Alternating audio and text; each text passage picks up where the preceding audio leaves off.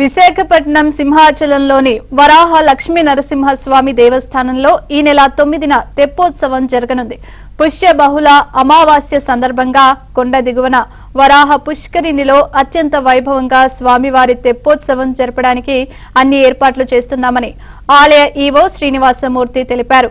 ఉదయం 7 గంటల నుంచి 8 గంటల వరకు కోనేరు దగ్గర సంప్రోక్షణ కార్యక్రమం జరుగుతుందని అన్నారు.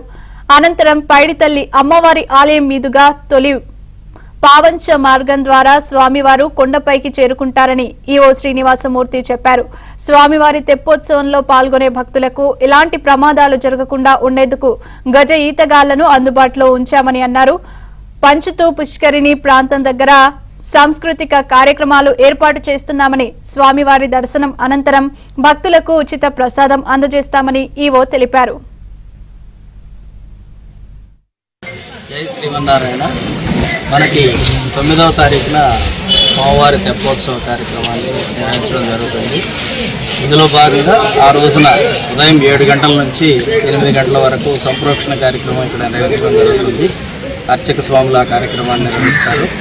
తర్వాత 4 గంటలకి స్వామివారు కొండ మీద నుంచి తొలి పాంచాకి ఇచ్చేసిన తర్వాత అక్కడి నుంచి భక్తులు, తర్వాత అధికారులు, ట్రస్ట్ బోర్డు సభ్యులు, కోలాటము, ఇతర సాంస్కృతిక కార్యక్రమాలతో మన గ్రామ తిరువీధి గుండా మనము పుష్కరిణికి చేరుకొని ఇక్కడ స్వామివారి అర్చనా కార్యక్రమాలను నిర్వహించిన పిదప ఇక్కడ నుంచి స్వామివారు హంసవాహనం మీద పుష్కరిణి లోపలికి వచ్చేసి అక్కడ పూజా కార్యక్రమాలను నిర్వహించుకున్న పిదప మరలా స్వామివారు తీసుకొచ్చాక పుష్కరిణికి వెళ్ళి తిరువీధి కార్యక్రమాలన్నీ కూడా పూర్తి చేసుకొని అమ్మవారి గుడికి వెళ్ళి అక్కడి నుంచి తిరుపాంజ ద్వారా మరలా కూడా దేవస్థానానికి చేరుకుంటారండి.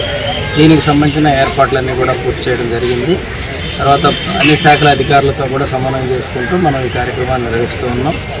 ఈ కార్యక్రమానికి సంబంధించి భద్రతా ఏర్పాట్లు కూడా పరిశీలించడానికి మన ట్రస్ట్ బోర్డు సభ్యులతో కలిసి ఈ కార్యక్రమాన్ని చూడడానికి అన్ని శాఖల అధికారులు వచ్చారు. ముఖ్యంగా మన ఏసీపీ గారు గతంలో కూడా